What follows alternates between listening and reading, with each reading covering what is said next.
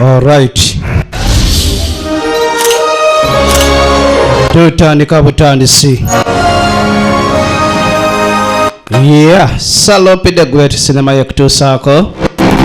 Era nga begasa ne watu family. Okubanga bakutusaako cinema Smart Yala Entertainment.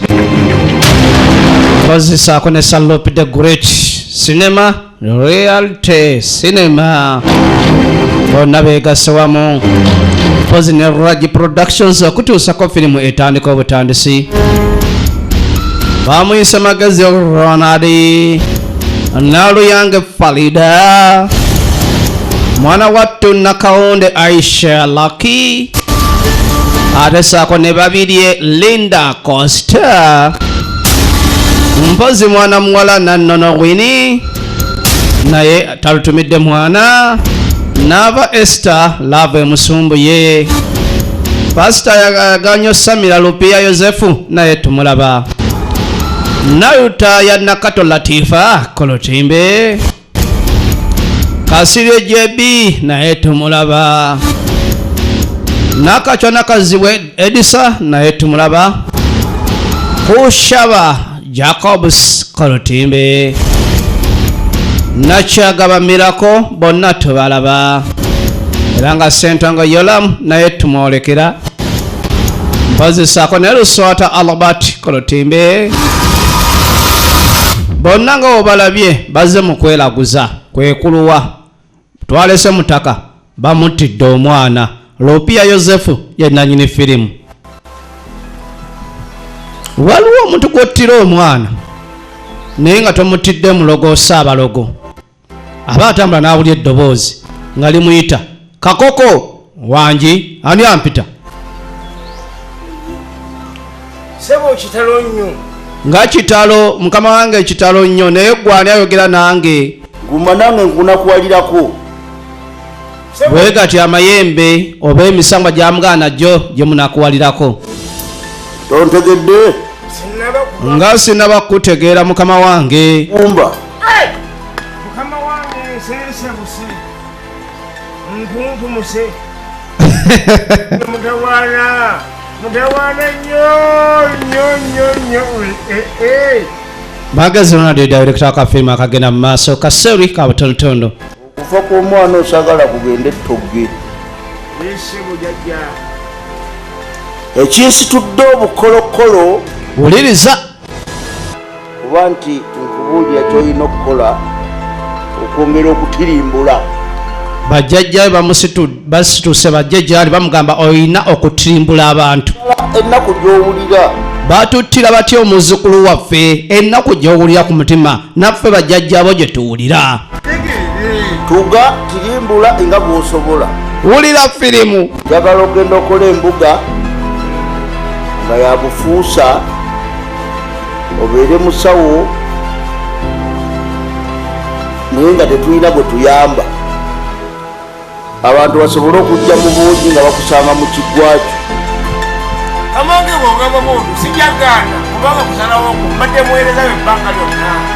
Ajje n'obusente bubbe, ajje n'omulwadde affe, n'omujjanjabi affe, teri mulamu alina kuvaawo. Obaddano tetunakutandika firimu olwetandika butandisi. Sinkano y'emagombe.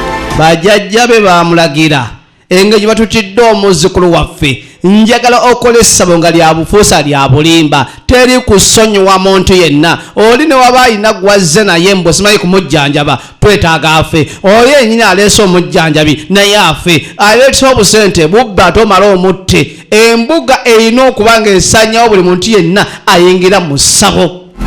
Bulijjo tanaba kukola ssabo, bulijjo teyeegomba kukola ssabo, bulijjo asawula bibye nga yeetambulira bibye buli kimu kyonna. Kati bajjajja bamugambye engeri batutidde omuzzukulu kuno okuwoolera.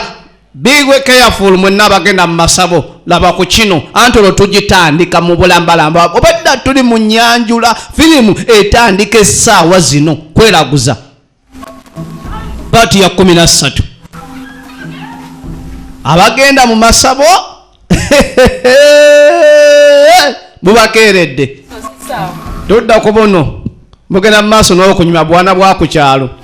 mugenda okulengera ani oyo waliwo omulokole Yesu abayita Yesu abakowoola mujjemu nabo omusayi gwe Yesu munaazibwe muzaalibwe buto engeri gye batazaalibwanga Yesu wonna wakusanga wakuzaalira gwoba oli mukulu Yesu akuzadde naye lwaki ogenda otuleekaanira pasita ndi wano lwa Yesu pasita onsanze ku WhatsApp naye kuba buserefi otuleekaanira Yesu yagamba serefi muze kubene nga mudde ejali oza ne bamuliko nibatandika okwekuba buserefi bannange mujje mu kyaki mujje ffenna tukwatire wamu Yesu atuyita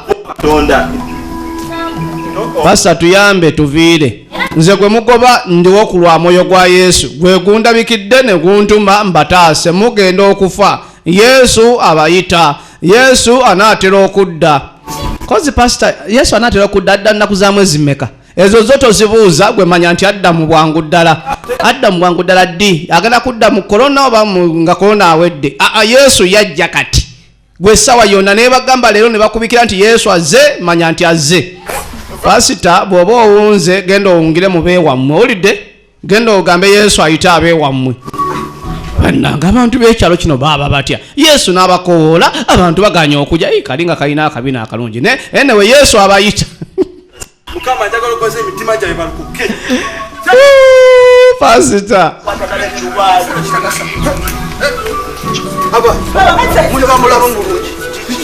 banne mutegeera mwagala kutanya mmwe kakati omukulu Ssentongo Yolamu azze gwe mama okumukuba amawulire twamukubakubadda bwakajja okumanya nti tukuba maama neiba mbw alumiddwa nnyo tukubye nnyoko oba tukubye kitaawo owaayi wulira ekibuuzo ekyo ddamu ekibuuzo waliwo tulabeko ewwo kakati mukulu ewaffe ononyeeyo ki olaba tukuba maama waffe kati gwe ojja otumanyire banne mwekuŋŋaanye kati mukulu ogera tubulya ki ekikuleese ono jangu tubuulire jangu ettaffaali liiryo kankomewo bano balalu tujja okusekula mbwa gwe manya ebikwatako okufuna wookoma bwe tukuba tubaluula olaba twagala kuzika maama nga yeesimbye ng'ate mulamu embwa eno omusajja najja wati waffe watumanyirira mu maka agaffe mu kibanja kya kitaffe oyo abadde nze mbadde muyuzizza waliwo bano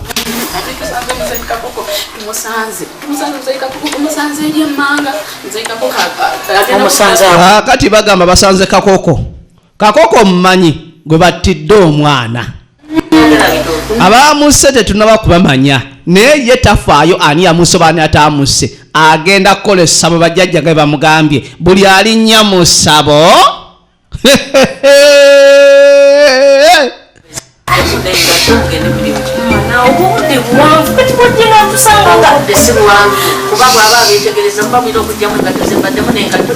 kakati bagamba basanze kakoko ng'alina byakola era beeraliikirivu era bw'atyo maama yakwata abaana be asobole batwale omu ku bajjajja basobole otaasa abaana baabwe eri kakoko jebbi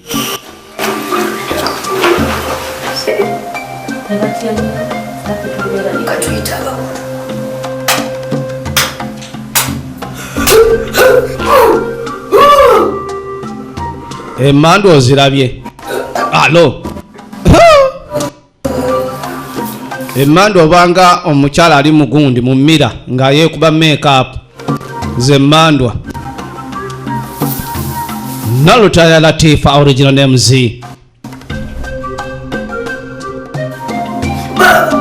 bazze kwetangira kakoko namusajja mukulu otyo nakola atya tumusanza nti ng'ali wali alina byankola ntumulaba ne tudduka kwe kujja eno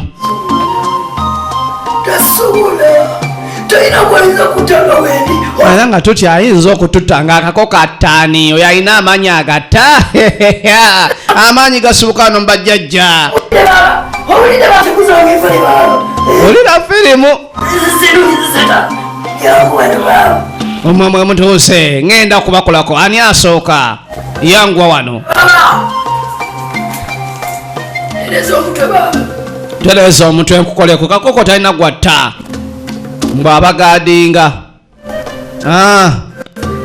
obulamu bwamwe bonna mbukwasiza bajjajja kakoko talina gyabutwala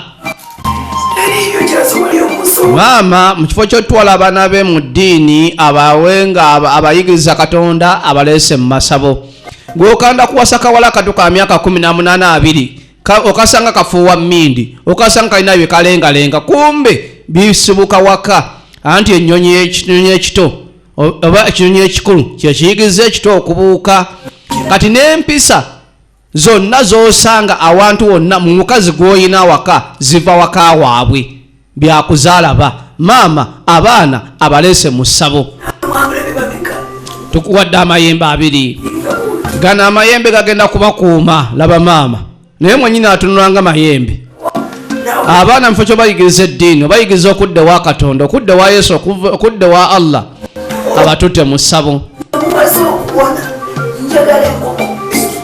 era omusawo yabasabirayo enkoko 2 ate nga njeru ate nga nkulu naye nga tezibiikangako ate nga si miseera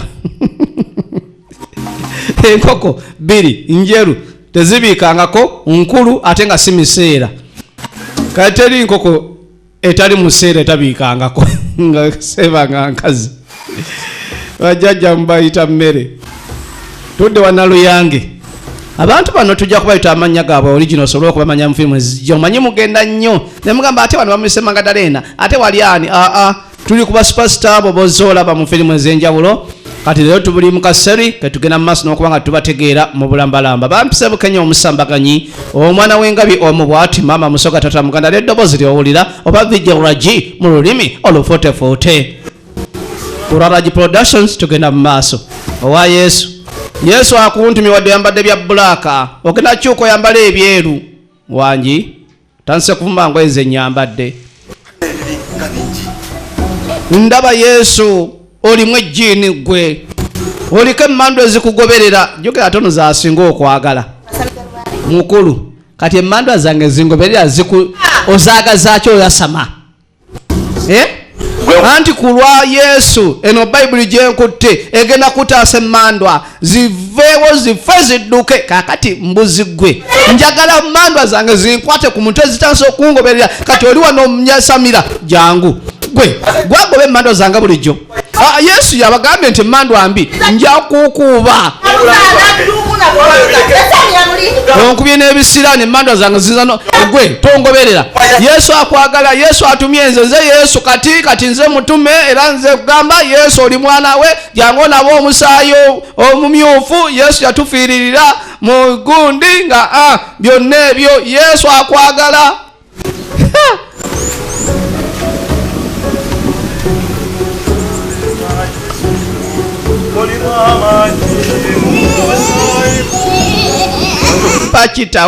pachita oyo mugamba mutya abaana bato Yesu mumanyi iye twamuwulirako anti yatufiiririra kati mmwe mugenda kuzaalibwa buto mufuuke abaana ba Yesu ate maama tumulekewa ne taata abo bo mubaleke Yesu agenda kubazaala buto ababikka munaaba omusaayi pachita nga tunaba majje buli lunaku temufaayo okuva n'olwaliro mugenda kunaba musaayi gwa Yesu naawe eminyira give ku nnyindo muwulidde ate abakulu bamukuba empi kati kabuulira abato buli mukulu gwasanga yafuuka kikubwa tudda saidi za wano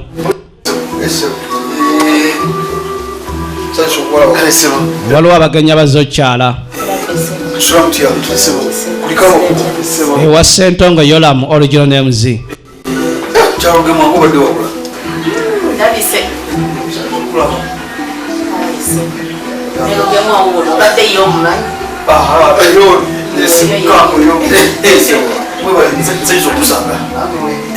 kale nga abagenyi batuuse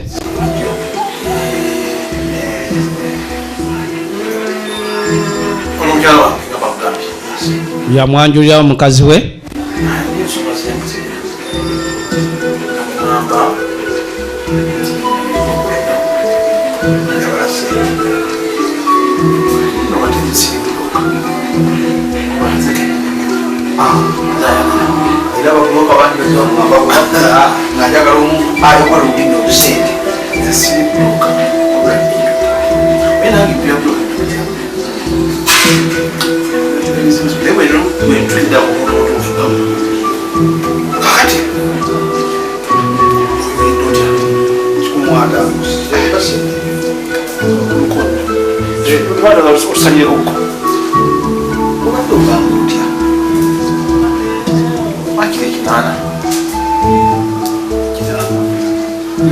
tusalireko abiri ago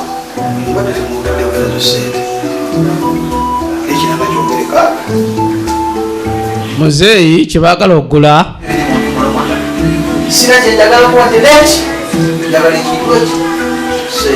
muzeeyi atunda nnyumba Sentongo Yolamu atunda ennyumba emutamye era bw'atyo agitunda akakadde kamu oba bamuloze nze naawe kyokka abazze okugula bagula 8 bannange muweze akakadde n'ebintu by'omu nnyumba byonna nzijamu ngoye zange zokka n'entebe nzibaweeramu mwe mugule ennyumba mweyagale nzi wano wantamye kakadde aka kamu kokka kenjagala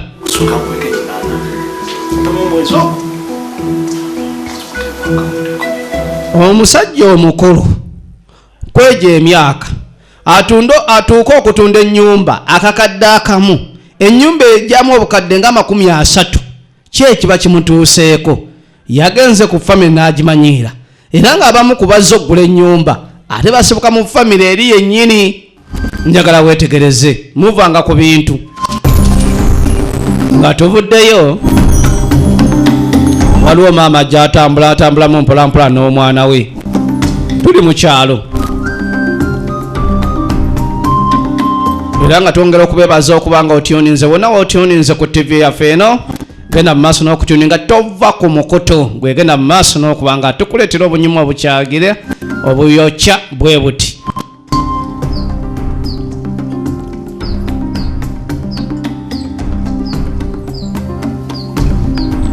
tuli ku firimu erina okulaga biki obulamu bw'ensi obugenda mu maaso abantu bangi gye bali nga katonda tebakyamumanyi bamanyi sitaani oba bamanyi buwangwa naye abaaye tubuuza katonda gyali ng'era we tumanyi nti gyali naye obuwangwa bwaggwaawo bukyaliyo oba nedda oba abasawo ab'ekinnansi abaali badde batendeka abantu obuwangwa mu mbeera zaabwe engeri gye butambulamu oba bo abatuufu be baggwaayo nga waliwo bafere ebyo nga tubibuuza tulabe engeri gye tugenda mu maaso tulaba kweraguza abantu bangi mweraguza era nga muli ku firimu nemugiraba naye nga mweraguza mukimanyi naye ekibuzo kiri nti be mweraguza bigenda kubatuusaawa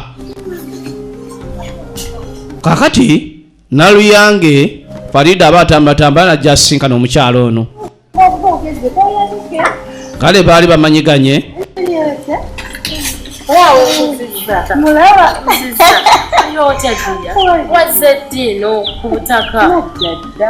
ono waakuno kati waakuno obaggo badde obuuza nti yazze ddi kale bambi omwana mukunfaako teyalwala kuyadde kyoba kijanjabi omwana namuleka wako nengenda okukola kudda awakubire sinakutusa kudda kale abadde amubuuza omwana we oli ali atya namuga mwana yanfaako yakutuka bukutuusi kikutuko munne saamanya kikyatta mwana wange era kati nakamala wiiki 3 seebaka omwana nzijira sibitegeera mwana alinga obago batugulumbula oba ki sibitegeera kale yamugamba nti nga famire mwali musamiddeko omanyi mmwe famire yammwe muleka temusamiranga lubaale kakati kirabika lubaale yeyatutta omwana era nga yategeeza nti kuno ku kyalo kwaliko omusawo gwe baali beekakase yali ow'amazima naye yafa kale yanoonya musawo mutuufu yamubula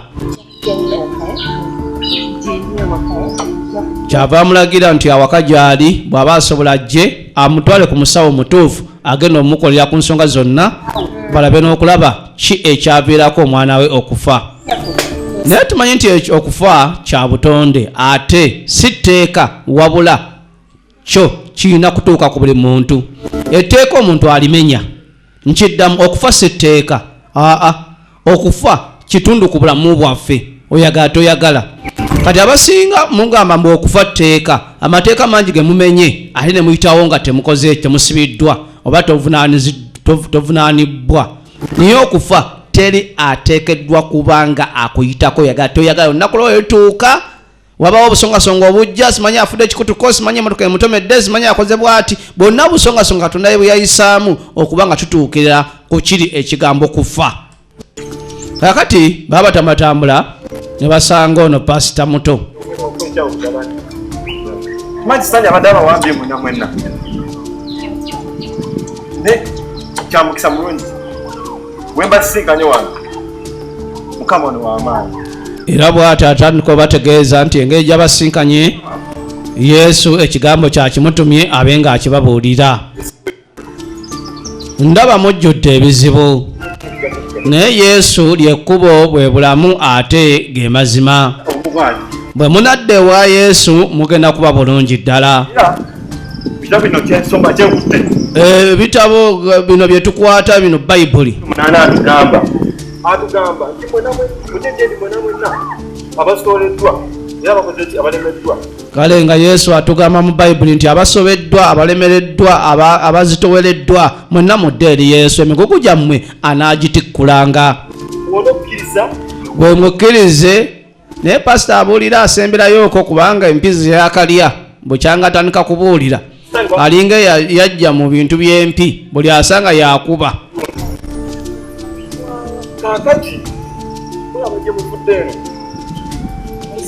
Era bw'atyo yagenda mu maaso n'okubalagirira nti bwe muba mutuusiza ekisanga mwagadde okujja okutweyungako kyaki yaffe eri sayidi awo si wala nnyo, mujje musobole okuba nga mwesinza wamu muwulire ku kigambo kya Katonda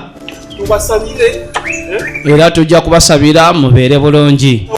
Tugenda mu maaso ne firimu bakayisa okweraguza kitundu kya 13.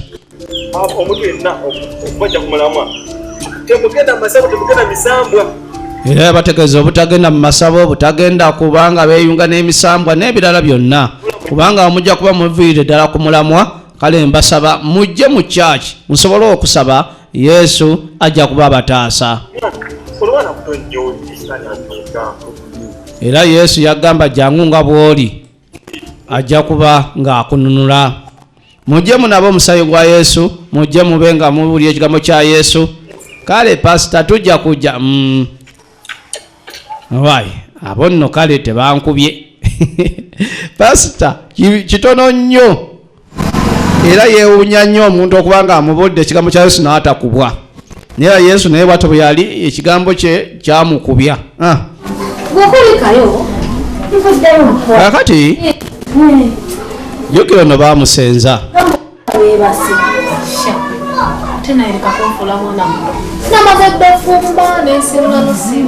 Era ng'ensonga ezisinga zonna yamaze ddo zikolako ez'awaka. Wabula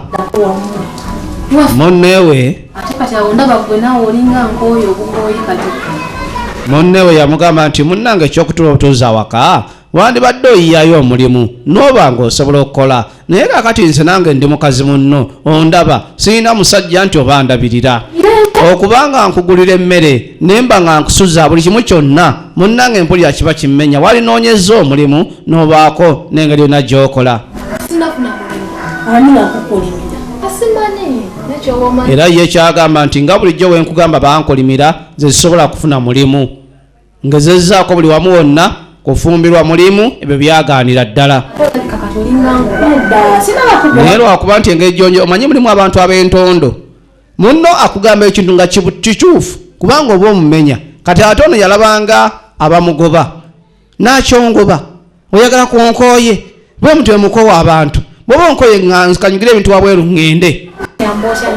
Nze ebisiraani byange mbimanyi, nze sinabatuusa kiseera bandoga bankolimira. omanyi n'okumanya ne bwesitakwennyonnyolako bambi munne era amugamba nti bulijjo nkunnyonnyola ate kati mmanyi bulungi nze gwolaba mbadde hasola naye olaba natuuka nenfuna omulimu omanya nti ekintu kigenda mu maaso naawe fubako engeri gyolaba ekintu kibe nga kitambula bulungi.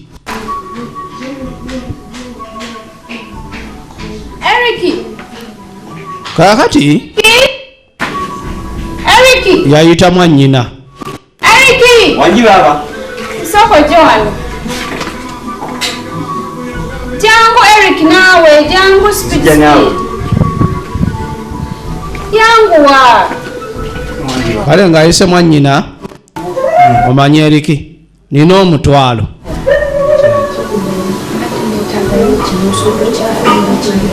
Ekinu ogenda sekulu.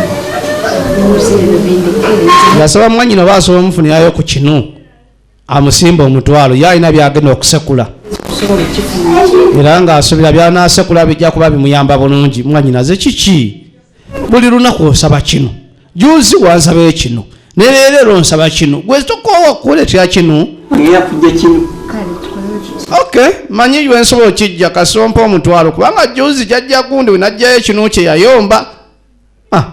Bw'oba ompa omutwalo ngende nkuleetere neera ono Eric naye mukuuzi kano kannyina kabaabake naye buli mulimu gwe kamutuma ayagala ye ayagala kubanga bamusasula. Omutwalo gwange ngusangawo.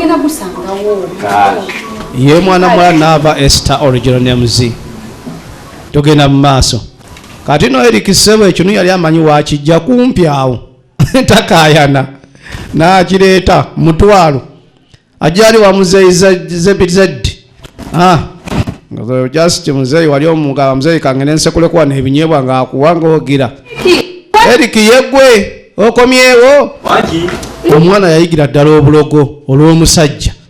Abasajja nammwe mulimba amwana w'abandi ng'ono omulungi kalanga lwaki oba omuteeka atuuke okubanga akuloga osobole okumwagala kakano kaana kato kaana kalungi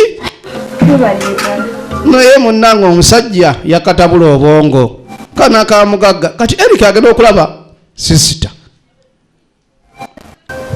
kozi waŋŋambye omutwalo naye alaba ennyama ku mabbali mwannyinaze ye ng'otunula tosaavaawo no Eric nkwadde omutwalo gwo nkwate ekkuba ogende. Omwana omuwala ennyama ya kapa nga gyagiteeka mu kinu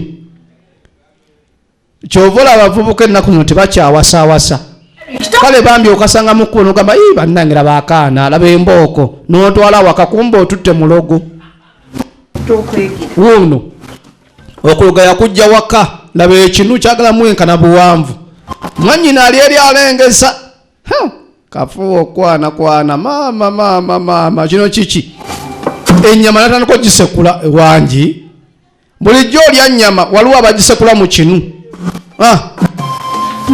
era bw'amaliza ogisekula n'agikola buli kimu kyonna kye baamugamba n'agiretewa jjajja. Jjajja wantuma ensaanu y'ennyama ya kapa ogireese kati waliwo abasawo ebimu bibatuma nga bamanyi tosobola kubifuna kati ate kibakanga nnyo okuba ng'okyese ng'oluusi aba yeetaga ssente ekiri mu kintu ekyo kyava gamba genda okwata ekkapa ekola bweti osobola ogireeta ng'ogiza ennyama yaayo nsaanu yaayo jjajja yazikubamu n'okuzikubamu nze nga nsa kugamba oleete ensaanu y'ennyama ya kkapa kati nga njagaza ki wulira jjajja sijjukira naye nga ojjajja gwe yaliwo wano gwe yankolako ani yakule mukwano gwange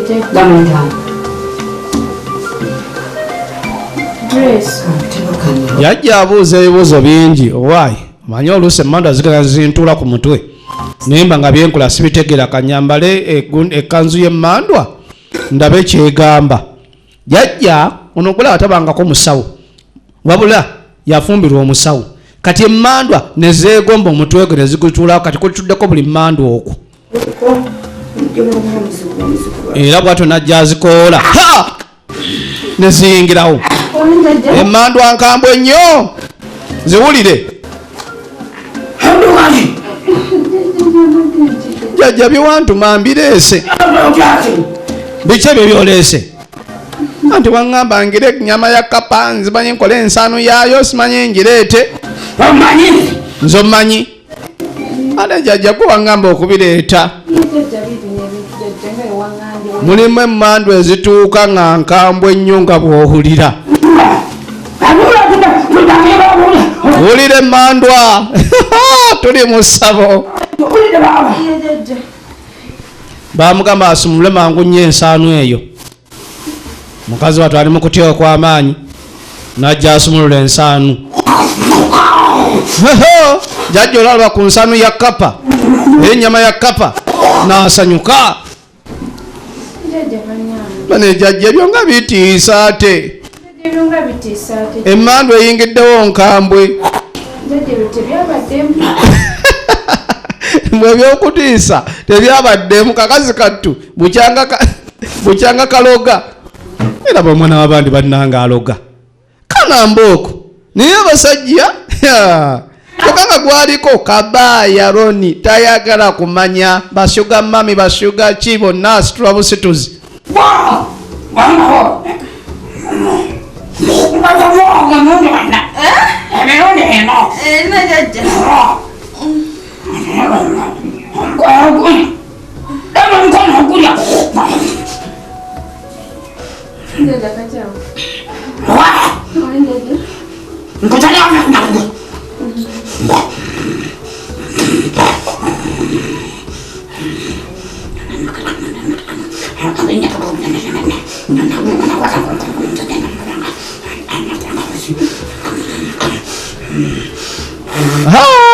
Jjajja woono n'asooka akwata ensaanu n'asooka akamaala ensaanu konna kaagala mukwano. Abasajja batuusa abakazi awakyamu ate oluusi ne batuusa abakyamu ate abasajja abakazi ne mweraga. Kati laba wuuno munnammwe kyokka ng'ali ku Kabaaya Roni ate alina wadde 10 yawayo 10 ate yagenze mu ssabo. Obusanga bungi mu Kampala luddayo n'ewammwe nga oba akanyirira naye nga baaba mu kufuwa emmindi kannamba emu mu kuloga kannamba emu n'okaleeta akane kasuka kakusiraanya paka ku ziro. Musaaga tudde wa maama. Maama mukazi wattu yakola ensimbi era mugagga muvundu. Abaana bano agezezako nnyo basomesa okuva kitaabwe bwe yafa. Era abaana bano babadde bulungi nnyo paka mwana muwala waafunye obuzibu bw'omusajja. Kakati ate mutabani wa maama awulira mutuufu tabitegeera. Kubanga ekintu ekigenda mu maaso ne mwannyina alabira ddala nga waliwo ekikyamu. Kakati kyava atandika okukemekkereza maama we alabe oba maama we ku Latisha byakola oba maama alina kyabimanyiiko. Maama kyamusanga ng'alimu ekisujjasujja mukazi wattu baba kyagenda mu maaso n'okunyumya waliwo yayingirawo mukwano gwe.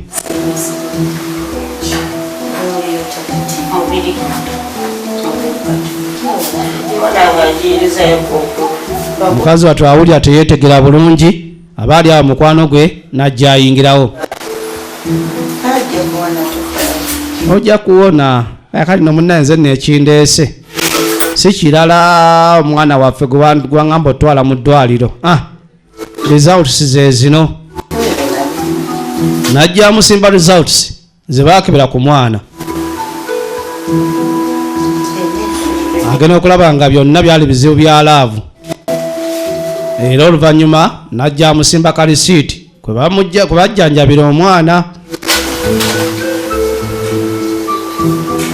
Agenda tulira kalisiiti ng'emitwalo 75 gibabanja. Nakugamba tugende tuloge tusamire n'ogaana n'ongamba omwana tumutwale mu ddwaliro. Kati tubagenda kusamira waliguzeeyo mbuzi na nkoko nga biwedde. Kati omwana twamutwala mu ddwaliro anti medical 75 nga nnyingi ate nze nkole ntya nze musawo. Nakugamba osamire lubaalewo ofuuye ebyo n'ogaana. Mu butuufu mulimu emikwano nga ne bw'ogibuulira ekizibu kyo gigenda kwongera kuwabya buwabya. Kati ono Naluyange Farida munne we yamubuulira ekizibu ekituuse ku mwana we yamuwa byamugamba amutwale wa mu ssabo kusamira lubaale wabula bwe yagaana ate alenza okuba yateesezoba ne dokita omwana bamukubye ebbiiru ya mitwalo 75 yasulayo ekiro kimu mu ddwaliro